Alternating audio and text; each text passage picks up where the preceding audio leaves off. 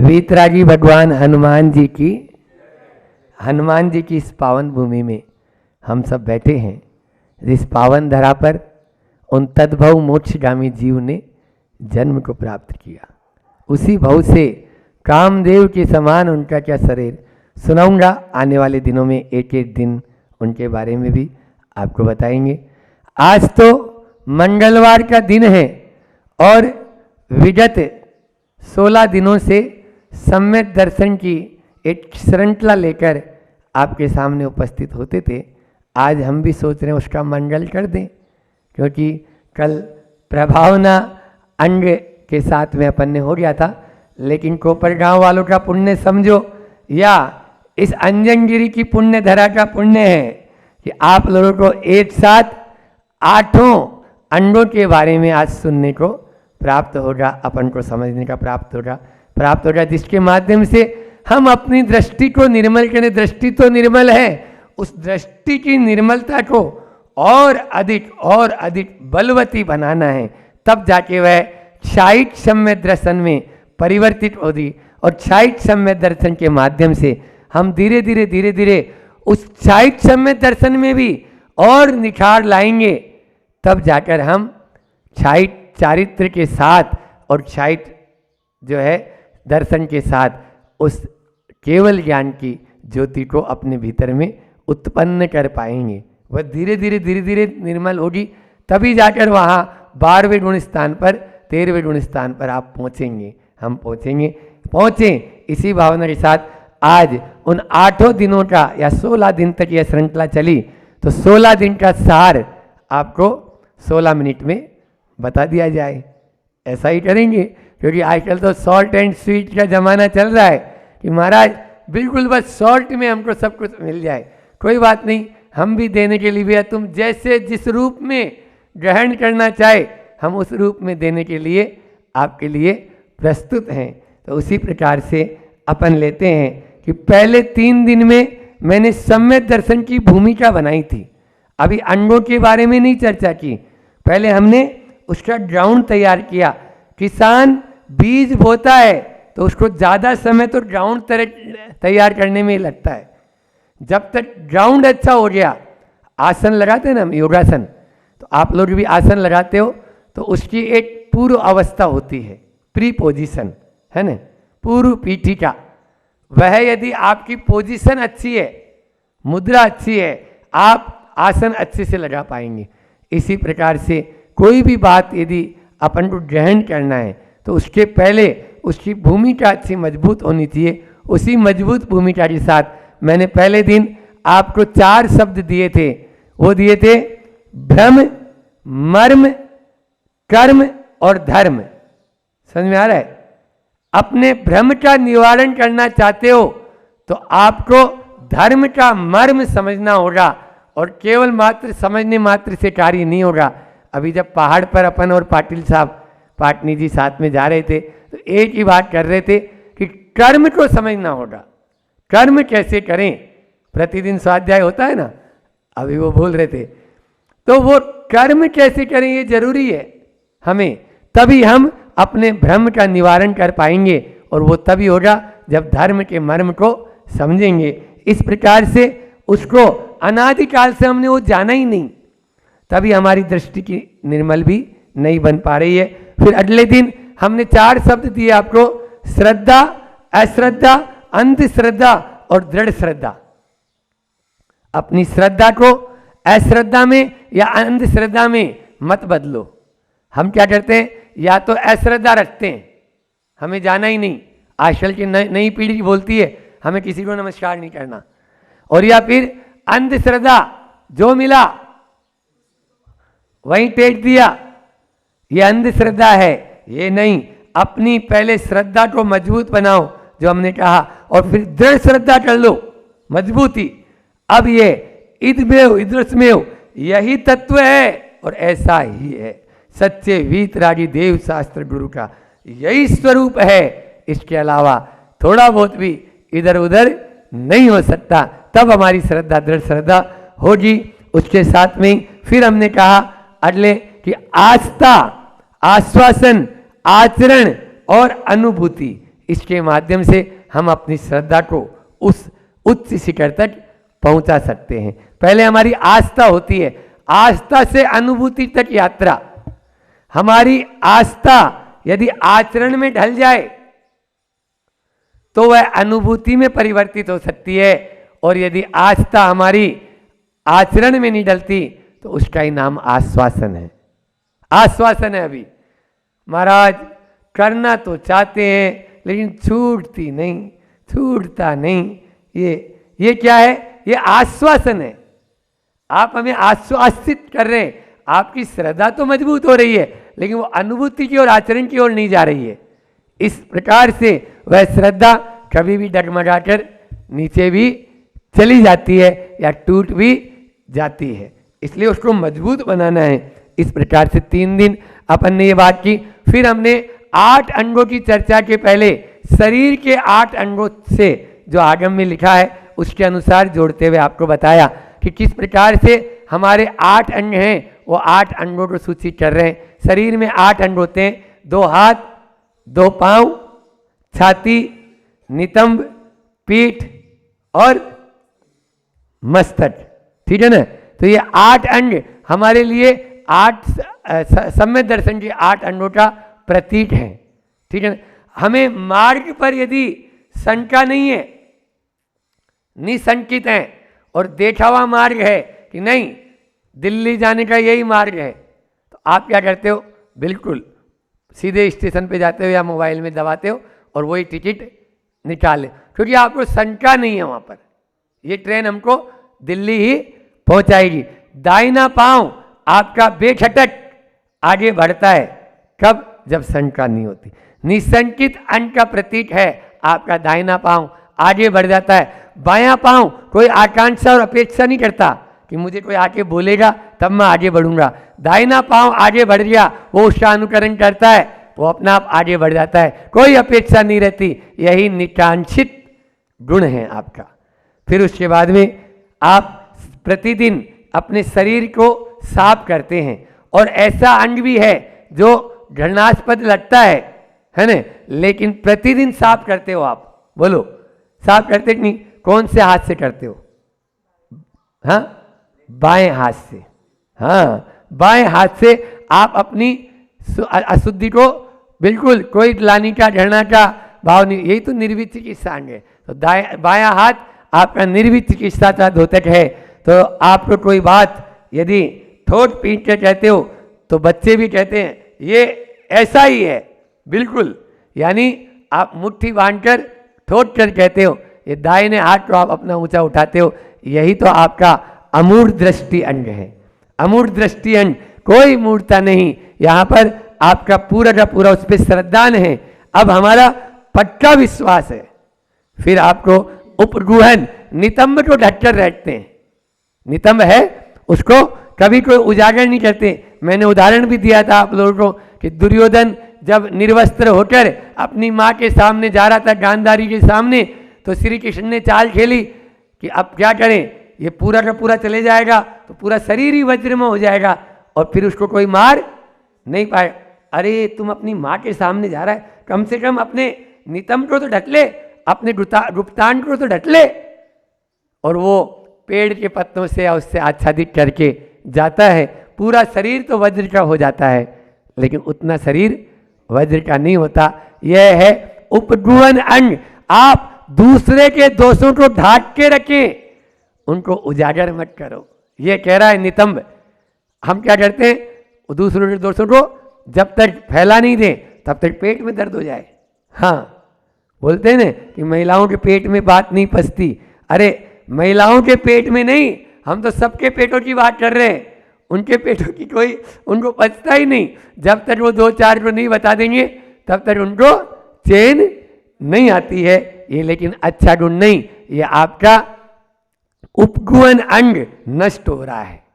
सम्यक दृष्टि, सम्यक दर्शन को आप भीतर में अंगीकार करना चाहते हो, लाना चाहते हो, तो दूसरे के दोषों को ढाके। उसके बाद में अगला अंग है स्थितीकरण, है ना। आप अपने वजन से भी ज़्यादा 2.5 गुना वजन बोलते हैं विज्ञान, लेकिन मैं तो कहता हूँ 2.5 गुना से भी ज़्यादा। जब हम गृहस्थ अवस्था में थे, हमारा वजन 40 किलो था और हम लगभग 120 किलो का बोरा अपनी पीठ पर उठाकर ट्रक में लोड कर देते थे, ट्रक में लोड कर देते थे आराम से। और एक आध नहीं, 100 बोरा उठा लेते थे, एक आध भी नहीं। बोले महाराज जी हम वाली करते थे क्या? नहीं, अपने शरीर की कैपेसिटी जांच करते थे। सेठ थे, सेठ जी थे, अभी भी सेठ ही वो लोग तो, लेकिन बस ये देखते थे नहीं अपन भी कर सकते हैं क्या, ऐसा ये कर रहा है तो अपन भी उठा सकते हैं क्या, अपन भी उठा सकते हैं। भले ही कॉलेज में पढ़े या कुछ भी पढ़े, लेकिन ये मेहनत करना छोटा काम थोड़ी होता है। हाँ, वो मेहनत वही कर पाएगा। अब पवन जी को देखता हूँ ना, सुबह से लेकर शाम तक बिल्कुल व्यवस्थित कार्यक्रम वो तभी कर सकते हैं जब हमारे अंदर में एक जज्बा हो, एक जुनून हो। तभी ही आप दूसरे को भी स्थितिकरण तभी दे सकते हैं ना, जब खुद मजबूत होंगे। जो खुद ही डावाडोल है वो दूसरों को क्या स्थितिकरण करेगा? तो छाती पीठ आपका स्थितिकरण का प्रतीक है। और जब हम किसी के प्रति प्रेम से भर जाते हैं तो उसको गले से, छाती से लगा लेते हैं, तो छाती आपका हो गया वात्सल्य अंग का प्रतीक। वात्सल्य अंग का प्रतीक है छाती। और सर कटा सकते हैं लेकिन सर झुका नहीं सकते।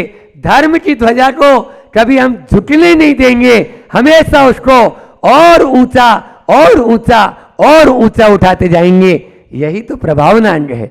और अलग से क्या, मस्तक आपका प्रभावना अंग का प्रतीक है। इस प्रकार से 2 पांव, 2 हाथ, नितंब, छाती, पीठ, छाती और मस्तक, ये 8 अंग आपके सम्यक दर्शन के 8 प्रतीक आज पूरा हमने फिर से रिपीट कर दिया है। अब एक एक अंग को भी ले लें कि निसंकित अंग की चर्चा करते हुए मैंने कहा था जहां पर शंका है वहां पर श्रद्धा नहीं है। 4 शब्द दिए थे, श्रद्धा, शंका, भय और अभय। जहां पर श्रद्धा है वहां शंका नहीं, जहां शंका है वहां श्रद्धा नहीं। दोनों एक दूसरे के अपोजिट हैं। जहां पर श्रद्धा है वहां पर भय नहीं, जहां पर शंका है वहां पर भय नहीं, ठीक है ना।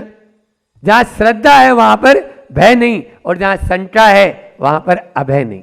अभय नहीं हो सकता, शंका हमारे बीच में होगी तो हम किसी को अभयदान नहीं दे सकते। फिर निकांक्षित गुण के बारे में थोड़ा फास्ट ले रहे हैं, समय सीमा में मुझे अपनी पूरी बात करना है।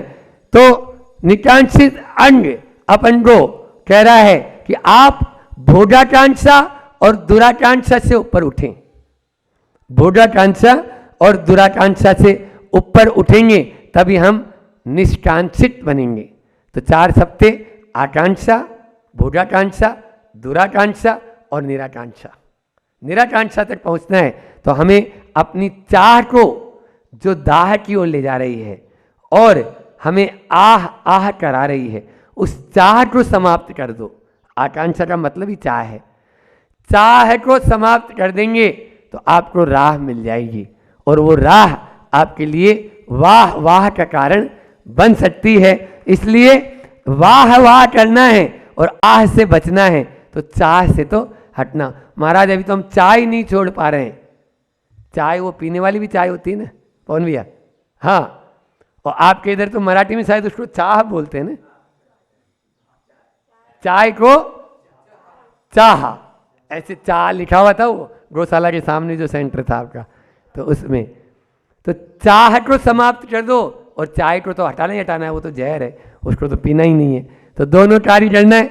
उस चाय की भी चाह मत रखो और दुनिया की किसी चीज की आकांक्षा मत रखो।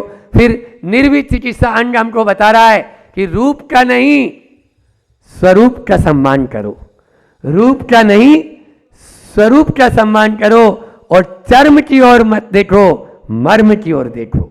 बस हम चर्म दृष्टा बने हुए हैं, मर्म दृष्टा बने तो निश्चित रूप से अपने जीवन को उन्नत कर सकते हैं। और हमने 4 शब्द आपको दिए थे, वेदना, संवेदना, सहानुभूति और समानुभूति। जब तक समानुभूति का भाव, जैसी आत्मा आपके भीतर है वैसी आत्मा मेरे भीतर है, तब तक हम स्त्री पुरुष का भेद भी नहीं मिटा पाएंगे। आप स्त्री हैं, मैं पुरुष हूं, ये कब है? जब हम ऊपर का रूप देख रहे हैं। आत्मा की ओर दृष्टि रखेंगे तो न वो स्त्री है न मैं पुरुष हूं। आत्मा दोनों की न स्त्री हो सकती है न पुरुष हो सकती है न नपुंसक हो सकती है। आत्मा का कोई लिंग नहीं होता है, लिंग है ऊपर का। इसलिए आप ऊपर की ओर मत देखो, आप अंदर की ओर देखें। इस पे हमने कहा था कि एक हाइकू दिया था कि हम कैसे अपने शरीर से महाराज जी मोह को हटाएं, या निर्वित चिकित्सा को अपने अंदर में कैसे पालन करें। तो पर की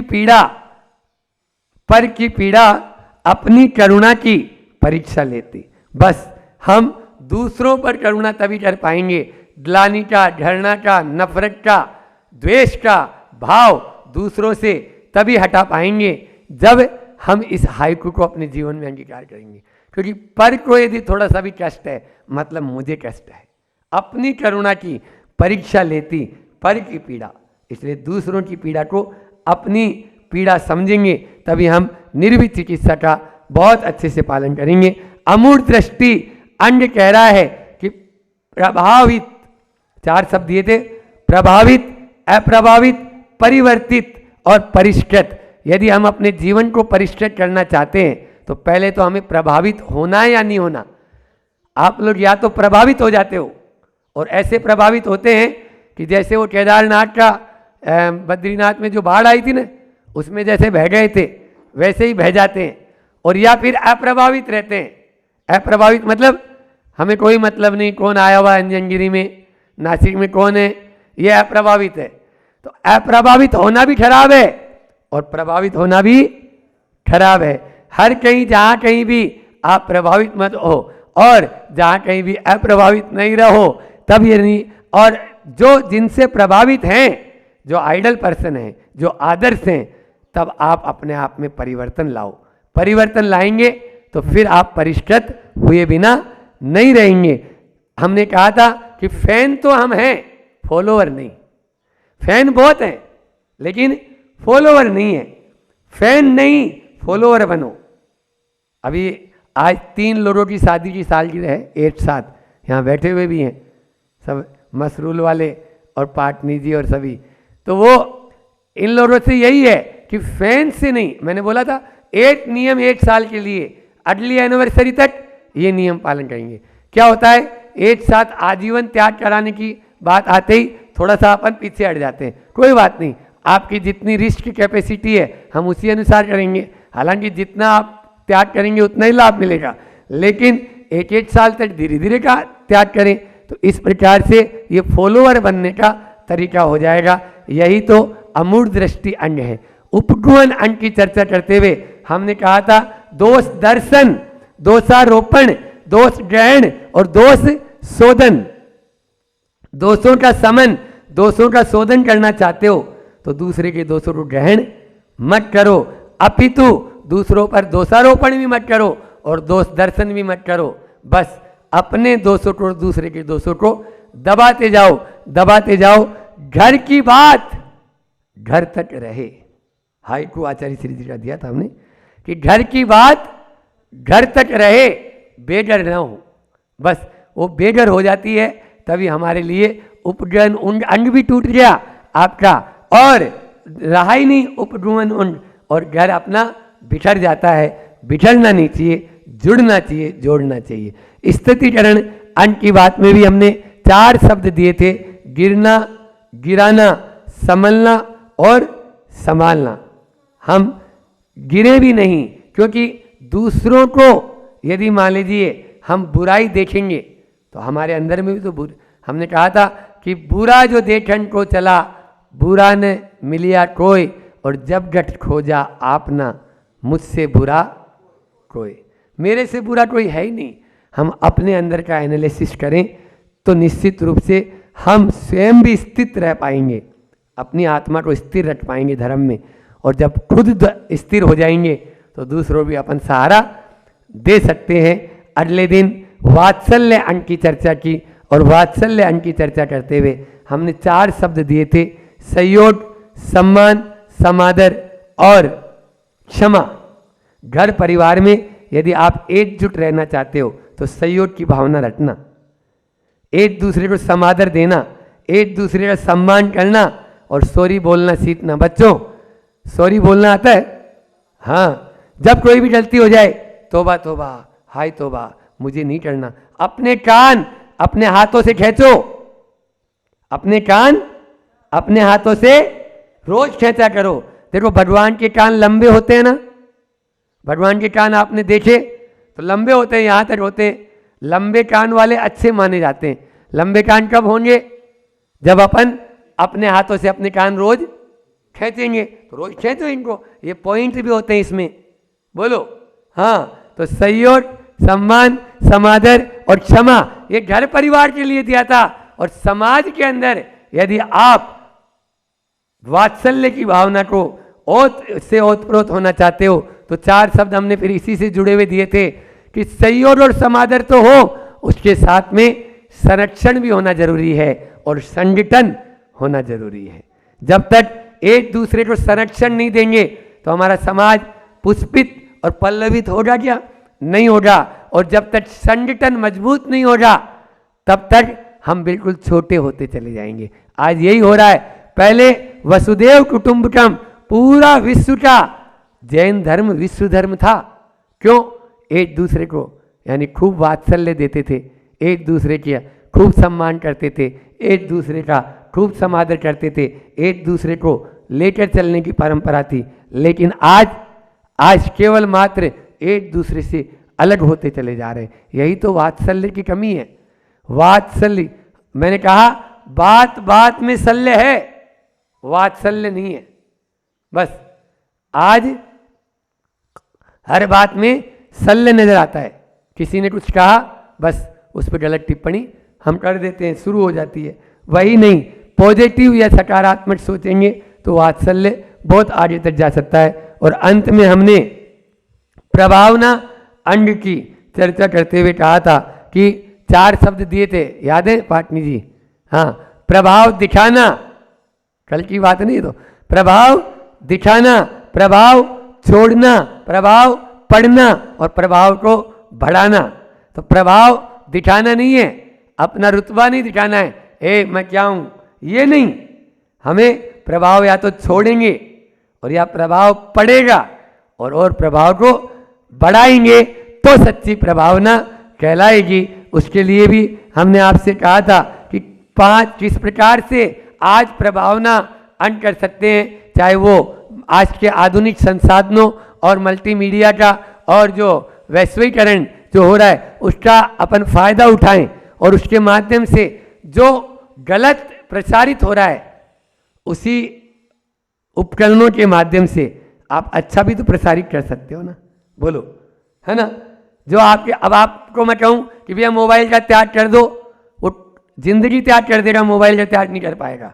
हाँ, बल्कि वो हो सकता है कि 2-4 थोड़ा सा मतलब झटका भी लग जाए 2-4 को, तो वो नहीं, फिर भी उसका सीमित उपयोग करें। और सीमित उपयोग में भी हम केवल धर्म की प्रभावना में उसका उपयोग करेंगे।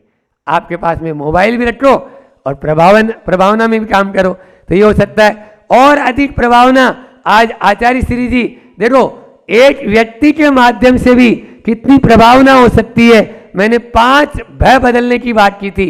आचार्य श्री जी ने कहा भाषा बदलो, फिर भूषा बदलो, भोजन बदलो, भेषज बदलो और भाव बदलो।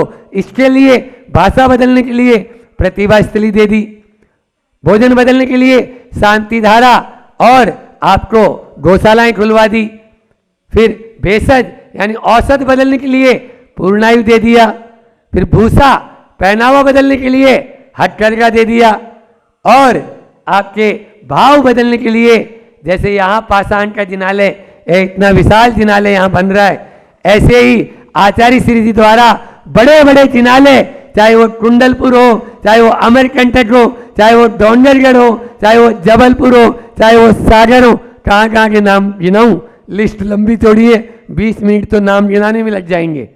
समझ में आ रहा है? तो इस प्रकार से, और हम जैसी चेतन करती हैं आप लोगों को मुनि महाराज और माता जी दे दिए, ताकि आपके भावों में परिवर्तन आए और अधिक धर्म की प्रभावना में आप आगे रह सकें। इस प्रकार से प्रतिदिन अपन ने 16 दिन में इन 8 सम्य दर्शन के 8 अंगों की निसंकित, निकांक्षित, निर्विचिकित्सा, अमूर्त दृष्टि, उपगुहन, स्थितिकरण, वात्सल्य और प्रभावना अंग के बारे में अपन ने समझा, ताकि अपने जीवन को हम किस प्रकार से परिवर्तित कर सकते हैं। अब आने वाले दिनों में देखते हैं आप लोगों का किस प्रकार का पुण्य रहता है। वैसे हमने सामायिक पाठ जो है उसके बारे में सोचा है। द्वात्रिशंतिका यानी 32 छंद हैं, तो 32 तो होना ही है, 32 प्रवचन या उससे ज़्यादा भी हो जाएंगे, लेकिन प्रतिदिन उसमें भी 4-4 बिंदु आपको, क्योंकि समता ही सब शास्त्रों का सार है। समता ही सब शास्त्रों का सार है। हमने बहुत कुछ किया और जीवन में समता धारण नहीं की। प्रतिदिन 3 बार उस पाठ को हम प्रतिदिन पढ़ते हैं, और न केवल वो हिंदी में, अपितु हिंदी, संस्कृत, प्राकृत सब में है वो पाठ। आचार्यों के द्वारा भी वह वाणी पढ़ी गई। अमित गति आचार्य हुए हैं, तो उन आचार्य महाराज जी का जो द्वात्रिशंत का पाठ है आप लोग पढ़ते हैं ना, प्रेम भाव हो सब जीवों से, उसी का ही सत्वेषु मैत्रीम गुणेषु प्रमेयो, उसको अपन प्रतिदिन एक एक कारिका लेंगे और उस पर अपना चिंतन एक दूसरे से शेयर करेंगे। अभी इतना ही रखते हैं, समय भी आप लोगों का पूर्ण हो गया है। बोलिए अहिंसा परमो धर्म की, आचार्य गुरुवर विद्यासागर जी महामुनिराज की। वीरप्पदेव मतलब वो जो आचार्य वीरसेन स्वामी के नाम से प्रसिद्ध हुए, जिन्होंने सट्टखंडागम की टीका लिखी है, जिनके शिष्य आचार्य जिनसेन हैं, जिन्होंने महापुराण आदि लिखी, वो यहीं पर रहे हैं और यहीं पर रह के उन्होंने गुरुकुल चलाया है और सैकड़ों हजारों विद्यार्थियों को पढ़ाया है, उन्हें जैन धर्म की शिक्षा दी है। ऐसे वीरप्पदेव जिन्होंने बाद में वीरसेन स्वामी के नाम से प्रसिद्ध हुए हैं। तो यहाँ एक बहुत बड़ा शिक्षा का केंद्र भी था, जो विद्या केंद्र के नाम से जाना जाता था। और एक और इसमें अंत में एक बात मिली कि यहाँ खजाना लूट कर आए थे, तो वो खजाना, लेकिन इसमें कुछ अलग बात में लिखी, वो भी बता देता हूँ कि यहाँ खानदेश है। खानदेश मतलब इधर कहलाता धुलिया आदि। उस धुलिया जिले में चिमठाना नाम का गांव है।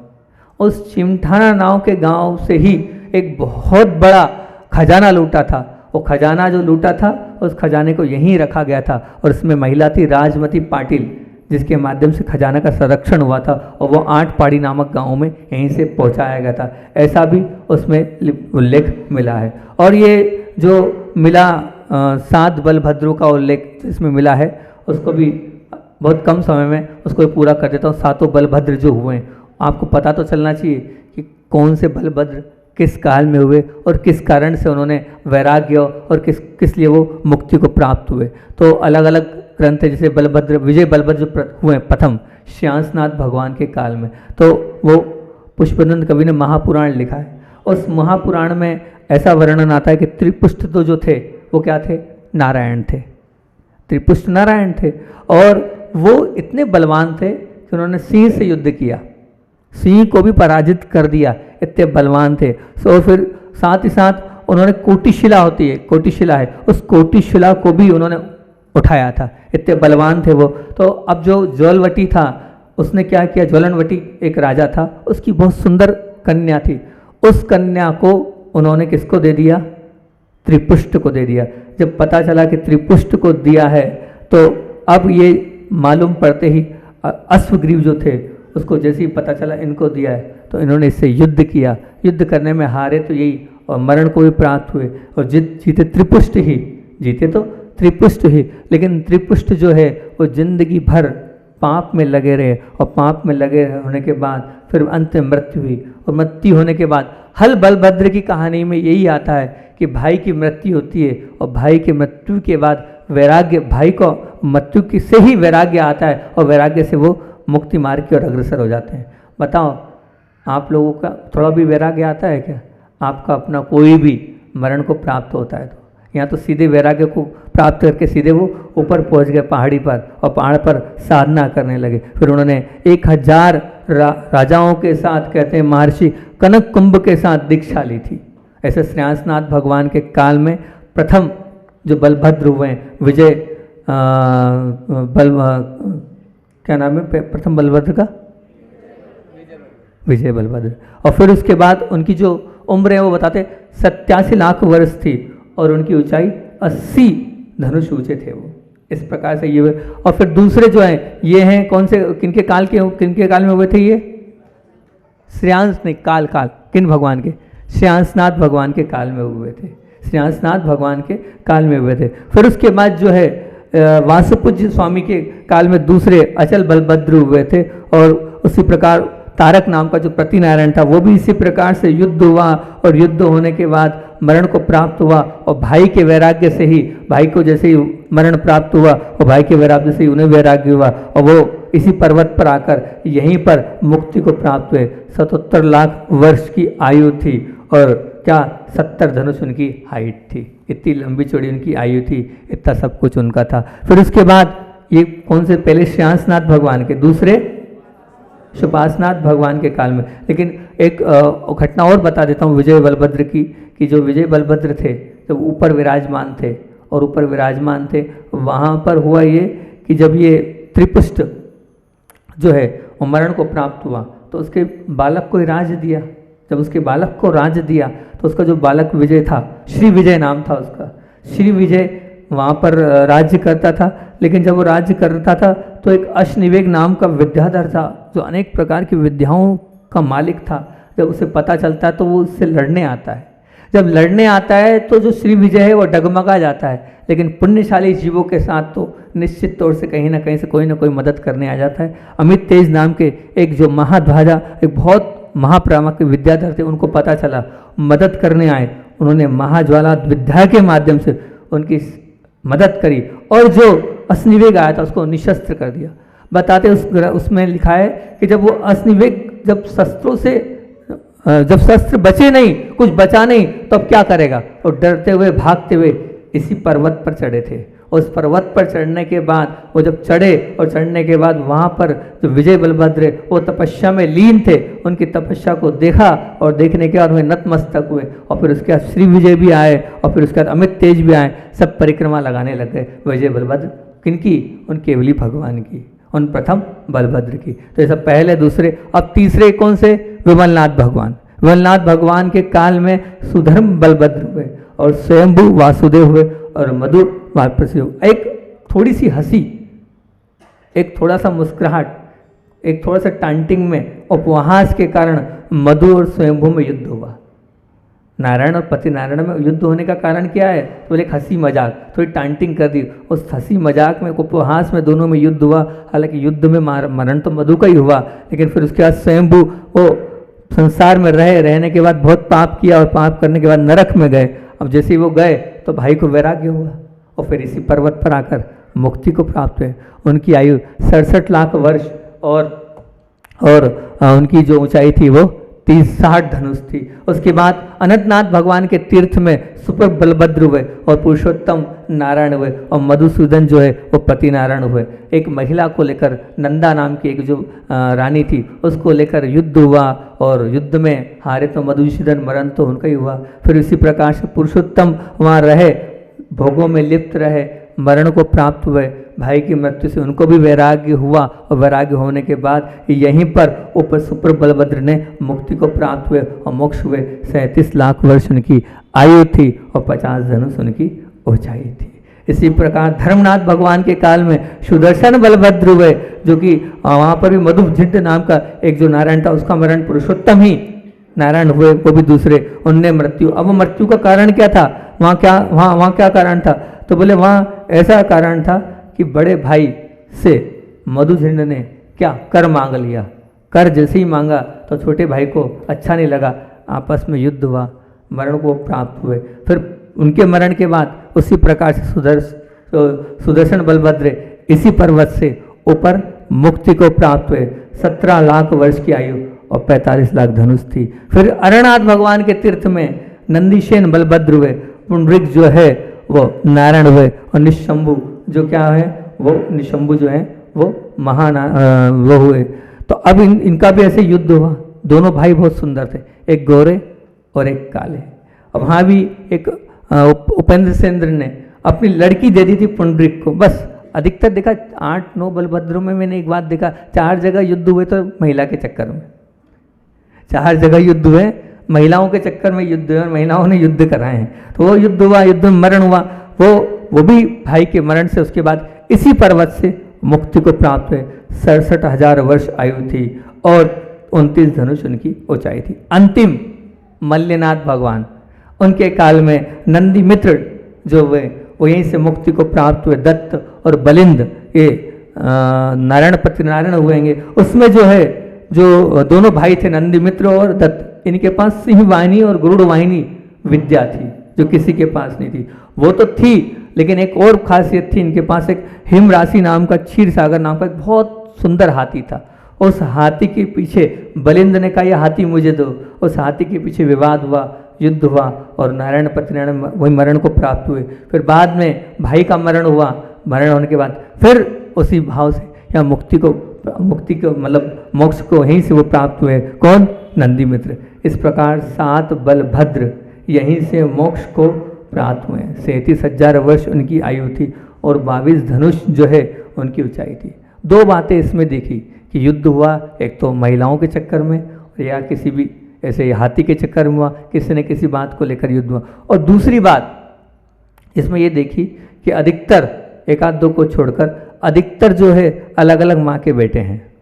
अलग अलग माँ के बेटे होने के बाद भी कितना प्रेम है। और आज जो है या एक माँ के बेटे होने के बाद भी आपस में प्रेम, स्नेह और वात्सल्य नहीं है। इस प्रकार यहाँ का पूरा इतिहास मैंने कहा आप लोगों को बता तो दें कम से कम यहाँ के इतिहास के विषय में। और चाहें तो बाई जी से पुस्तक लेकर, इस पुस्तक में और बहुत कुछ है। हमने तो सिर्फ सार में आपको 10-15 मिनट में पूरा बता दिया। बहुत पढ़ने योग्य है पूरी यहाँ का इतिहास की पुस्तक है। अपनी बात को आचार्य श्री का संस्मरण तो सुनना ही है, वो तो हम सुनाते ही रोज़। तो थारी मारी पर अपनी बात चल रही थी, उस बात को पूरा करते हुए थारी मारी पर अपनी बात रख देते हैं। आचार्य भगवान की जो कल हमने बात करी थी, उस समय आपको बताया था 4 लोगों का वैराग्य, माता पिता भी और दोनों बहनें भी। अभी 2 भाई रह गए, 2 भाई और वैराग्य के मार्ग में आगे बढ़े थे।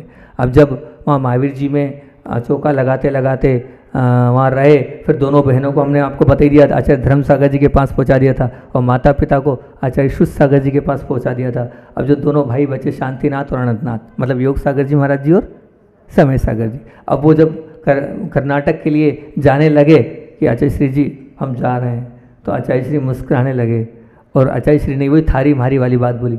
बोले जिस ज़मीन को लेकर, जिस ज़मीन के टुकड़े को लेकर आप वहाँ जा रहे हो, अनंतों लोग उसको तेरी मेरी करते हुए जो है मरण को प्राप्त हुए। उसको तेरी मेरी करते हुए मैंने भी छोड़ा है। क्या तुम उस तेरी मेरी उस ज़मीन को छोड़ नहीं सकते हो? अगर अपना कल्याण करना हो तो ये मौका मिला है, तेरा मेरा छोड़ो और यहाँ पर आकर अपना कल्याण करो। जैसे ही गुरु जी ने शब्द बोले थारी मारी छोड़ दो, तेरी मेरी छोड़ दो, और उन्होंने वहीं कोई विचार नहीं, कोई भाव नहीं। यहाँ तक कि योग सागर जी महाराज जी तो बोले मुझे नमोकार मंत्र भी नहीं आता था, पर जैसे ही गुरु जी ने कहा तेरी मेरी छोड़ना है, थारी मारी छोड़ना है, उनके वचन लगे और उसी वक्त गुरु चरण में समर्पित हो गए और दोनों ने ब्रह्मचर्य व्रत को अंगीकार हुआ। ऐसे महावीर जी में दोनों भाइयों ने, समय सागर जी पूज्य बड़े महाराज जी और योग सागर जी ने गुरु जी के इत्ते से कहने में थारी मारी छोड़ दो और उन्होंने वैराग्य पद ले लिया। आपको कितने ही बोल लेंगे तो भी आप थारी मारी नहीं छोड़ने वाले। आचार्य भगवान विद्यासागर जी महामुनि राज जी की